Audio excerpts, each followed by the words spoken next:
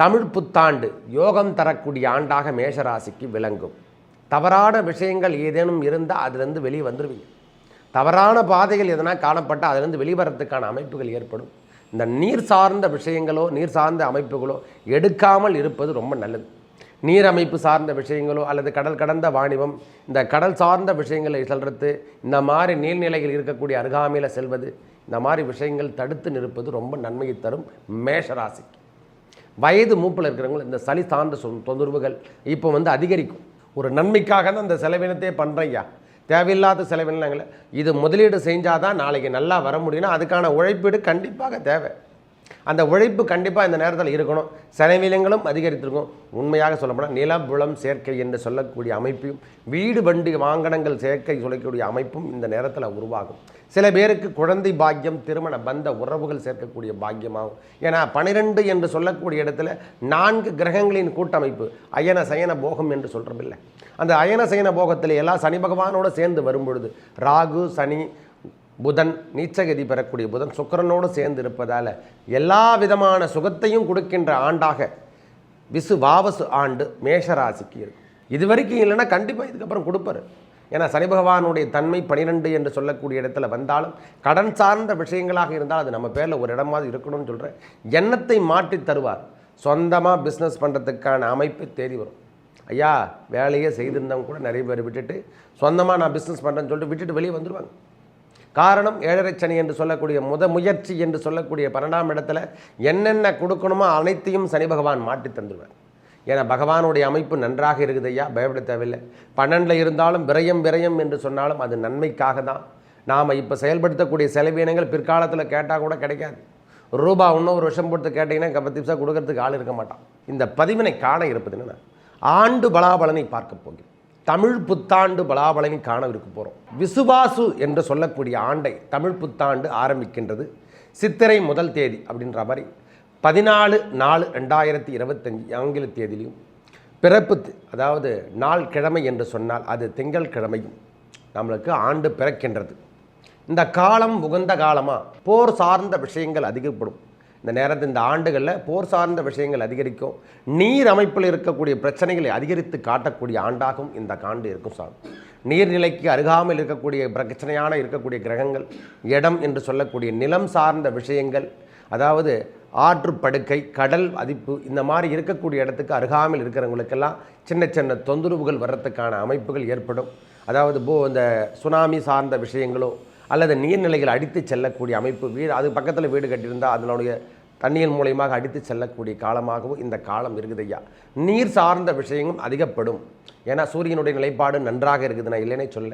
காலபுருஷ தத்துவத்தில் சூரிய பகவானும் 2ஆம் இடத்துல குரு பகவானும், அதாவது 2ஆம் இடம் என்று சொல்லக்கூடிய ரிஷபத்தில் குரு பகவானும், 4ஆம் இடம் என்று சொல்லக்கூடிய கடகத்தில் செவ்வாய் பகவான் நீச்சகதி பெற்றும் வக்கர நிவர்த்தி அடைந்தோ, அதே போல் 6ஆம் இடம் என்று சொல்லக்கூடியத்தில் கேது பகவானும், சந்திர பகவான் 7ஆம் இடம் என்று சொல்லக்கூடிய சுவாதி நட்சத்திரத்தில் அன்றைய தினம் பிறக்கிறாரு.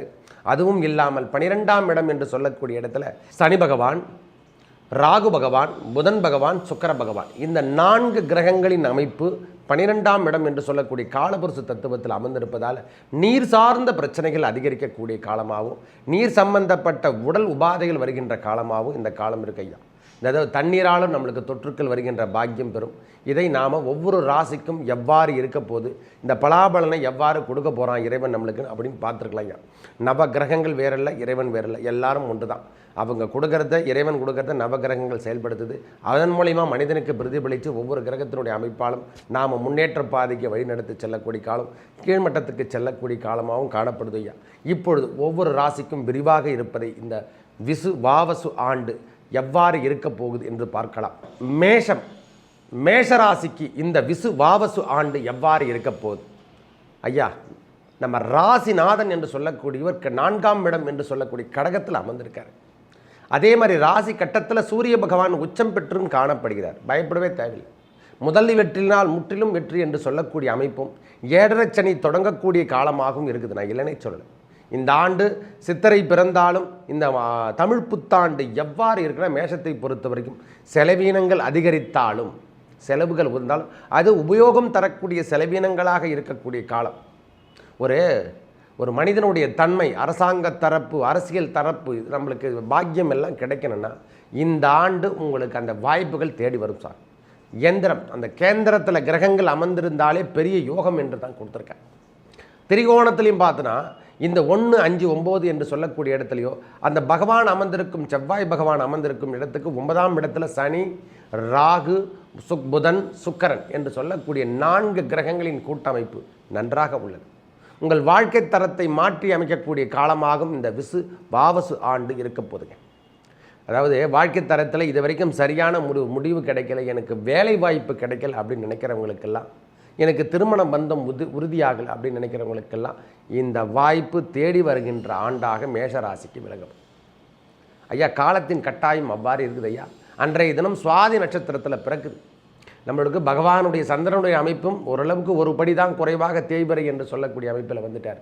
மற்றபடி இந்த சித்திரை வருடம், அதாவது தமிழ் புத்தாண்டு யோகம் தரக்கூடிய ஆண்டாக மேஷராசிக்கு விளங்கும்.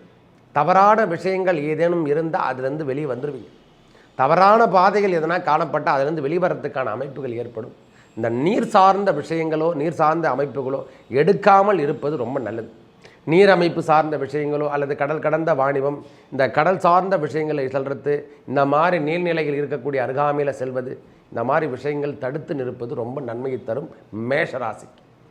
வயது மூப்பில் இருக்கிறவங்க இந்த சளி சார்ந்த தொந்தரவுகள் இப்போ அதிகரிக்கும். இந்த வயது மூப்பில் இருக்கிறவங்களுக்கெல்லாம் சளி தொந்தரவு கொஞ்சம் அதிகரிக்கிற காலம். காரணம்னா சனி பகவானுடைய தொந்தரவு வரும்பொழுதே அந்த ஸ்லோ ப்ராசஸ் என்று சொல்லக்கூடிய அமைப்பும் கிடைக்கும். முன்ன வேகமாக செயல்பட்டவங்க கூட மேஷராசிக்காரங்க இப்போ ஸ்லோவாக செயல்படுவாங்க. அதுவும் இல்லாமல் கால் சார்ந்த விஷயங்கள், வலது கால் என்று சொல்கிறோம் இல்லை, இந்த வலது கால் வலது கை இதெல்லாம் கொஞ்சம் உஷாராக பார்த்துக்கணும். இந்த போக்குவரத்து செல்லும் பொழுதெல்லாம் வலது கால் வலது கை, இந்த மாதிரி இறங்கும் பொழுதெல்லாம் இறைவன் நாமத்தை சொல்லி நம்ம குலதெய்வத்தை நினச்சி தான் போயிட்டு வரணும். சூரிய பகவானுடைய நிலைப்பாடு நல்லா இருக்கிறதால உச்சம் பெற்று காணப்படுவதால் எதை பற்றி நீங்கள் கவலைப்படுதல். ஏன்னா ஆண்டின் தொடக்கமே மேஷத்தை பொறுத்த வரைக்கும் உச்சம் பெற்று சூரிய பகவான் தலைமை பொறுப்பாளராக இருக்கும்போது இழந்திருந்த பிரச்சனையை விட்டுட்டு நீங்கள் வெளியே திருப்பி பழைய நிலைமைக்கு வந்துடுவீங்க. ஐயா, ஒரு 3 மாதம் சரியில்லாமல் போயிட்டு இருந்தால் கூட இந்த காலத்தின் கட்டாயம் 12ஆம் இடம் என்று சொல்லக்கூடிய இடத்துல கிரகங்கள் அமர்ந்திருந்தாலும் இந்த சூரிய பகவானுடைய நிலைப்பாடு மாறின பிறகு பழைய நிலைமைக்கு நீங்கள் நிற்கிறதுக்கான அமைப்பு தேடி வரும். இதுதான் இந்த வாவசு ஆண்டு என்று சொல்லக்கூடிய அமைப்பு. தமிழ் புத்தாண்ட சூரிய பகவானுடைய எதனால் எல்லா கோள்களும் சூரியனை மையமாக கொண்டு தான் சுற்றிக்குது. அந்த கோள்களினுடைய தன்மையை வச்சு அதிகரிக்கும் போது 12ஆம் இடம் என்று சொல்லக்கூடிய இடத்துல மட்டும்தான் விரயம் என்று சொல்லக்கூடிய அமைப்பு பெற்று காணப்படும். 4 கிரகங்களின் கூட்டமைப்பு, ராகு, புதன், சுக்கிரன், சனி, இந்த 4 கிரகங்களின் ஆண்டு பயிற்சி 12ஆம் இடத்துல இருக்கிறதால செலவீனங்கள் அதிகரித்து கொண்டே இருக்கும். நான் இல்லைன்னே சொல்கிறேன். ஆனால் நன்மை தரக்கூடிய செலவீனங்களாக இருந்து கொண்டிருக்கும். ஒரு நன்மைக்காக தான் அந்த செலவினத்தையே பண்ணுறையா, தேவையில்லாத செலவினங்களை இது முதலீடு செஞ்சால் தான் நாளைக்கு நல்லா வர முடியும்னா அதுக்கான உழைப்பீடு கண்டிப்பாக தேவை. அந்த உழைப்பு கண்டிப்பாக இந்த நேரத்தில் இருக்கணும். செலவினங்களும் அதிகரித்திருக்கும். உண்மையாக சொல்லப்போனால் நிலபுலம் சேர்க்கை என்று சொல்லக்கூடிய அமைப்பையும் வீடு வண்டி வாகனங்கள் சேர்க்கை சொல்லக்கூடிய அமைப்பும் இந்த நேரத்தில் உருவாகும்.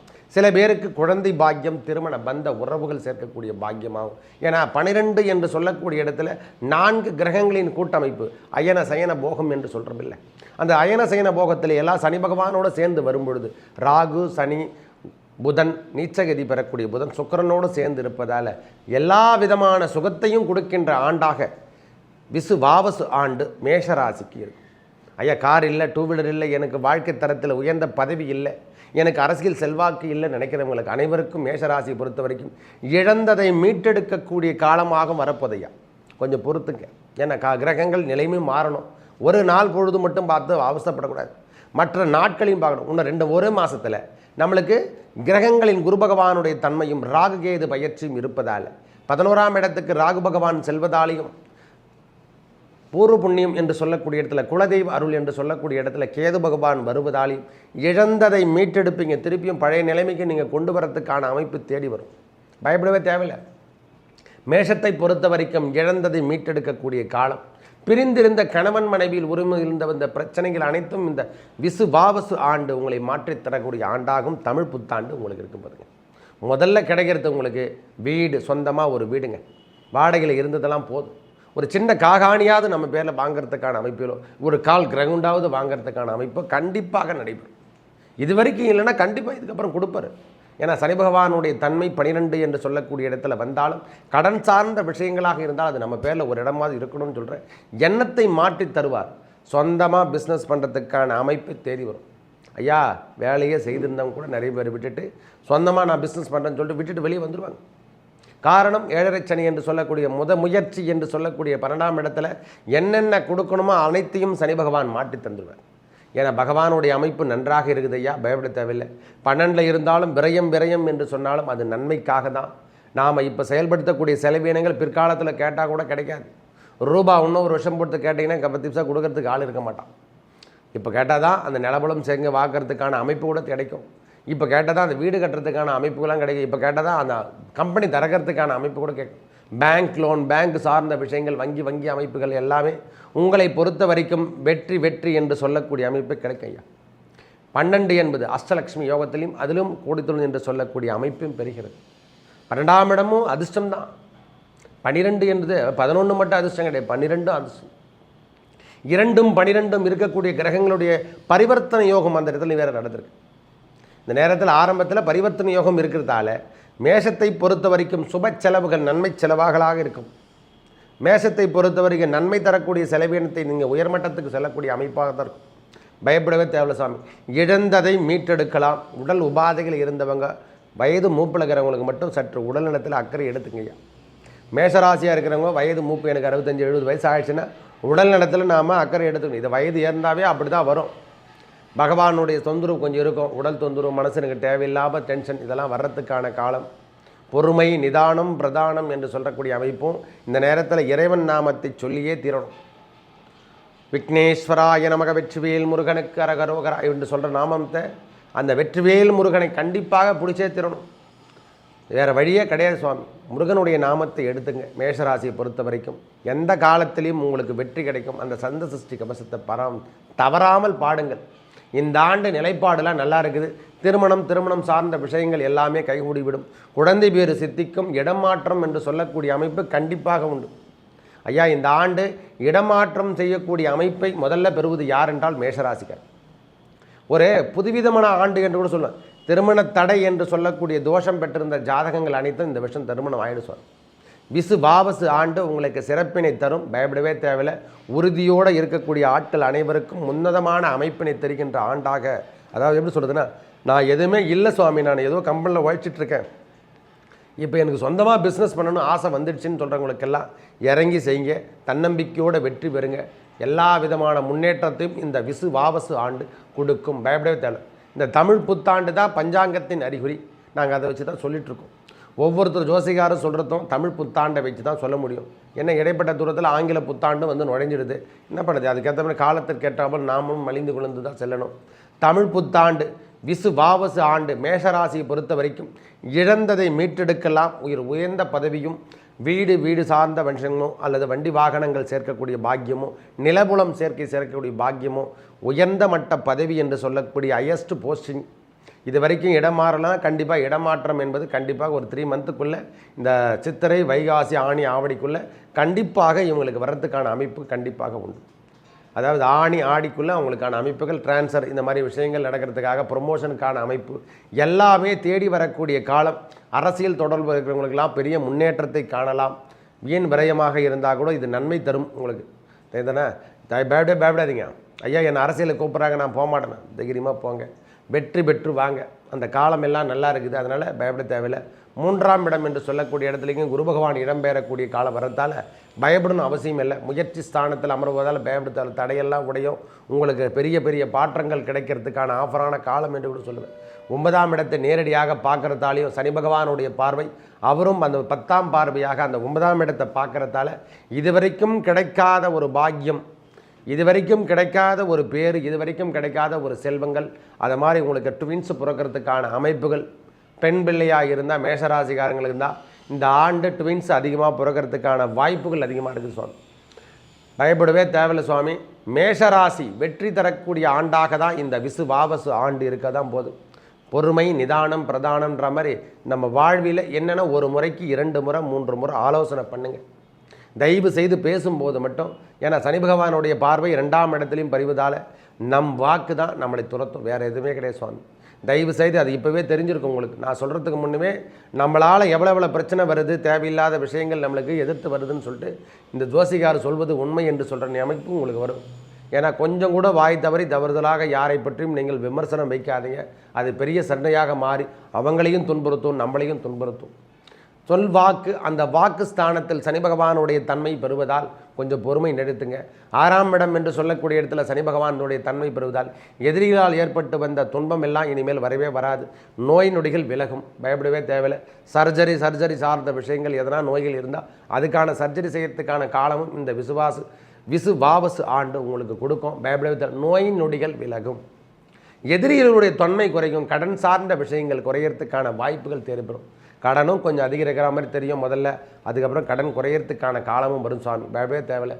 நல்ல முன்னேற்ற பாதை அழைத்து செல்லக்கூடிய காலமாகும் இந்த விசுவாவசு ஆண்டு, தமிழ் புத்தாண்டு.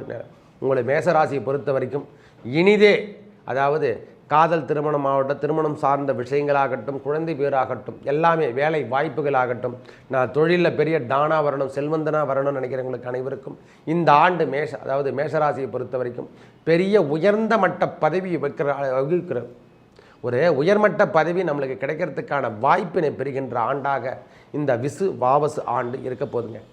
சித்திரை முதல் பங்குனி வரைக்கும், அடுத்த 2026 பங்குனி வரைக்கும் நம்மளுக்கு இந்த 12 மாதமும் பெரிய முன்னேற்ற பாதைக்கு அழைத்து செல்லக்கூடிய காலம்தான்.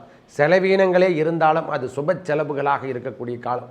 முதல்ல செலவீனத்தை இருந்தால் கூட அது சுப செலவுகள் செய்கின்ற பாக்கியம் பெற போகிறோம். அதனால் பயப்படவே தேவையில்லை. நன்மைக்காக, ஏன்னா ராகு பகவானும் இறங்கி 11ஆம் இடத்துல வருவதால் அதை ஈவன் பண்ணுற அளவுக்கு, அதாவது செலவீனத்தை ஈவன் பண்ணுற அளவுக்கு நம்மளுக்கு 1 மாதம் 2 மாதம் தான் டிஃப்ரெண்ட்டாக இருக்கும். அதுக்கப்புறம் அதை சரி செய்து நாம் பெரிய முன்னேற்ற பாதைக்கு வழிநடத்தக்கூடிய காலம் வந்துடும். பயப்படவே தேவையில்லை. சுப நிகழ்ச்சிகள் நம்ம இல்லறத்தில் நடைபெறும். நல்லதே நடக்கும் இந்த விசுவாவசு ஆண்டு. நன்றி, வணக்கம்.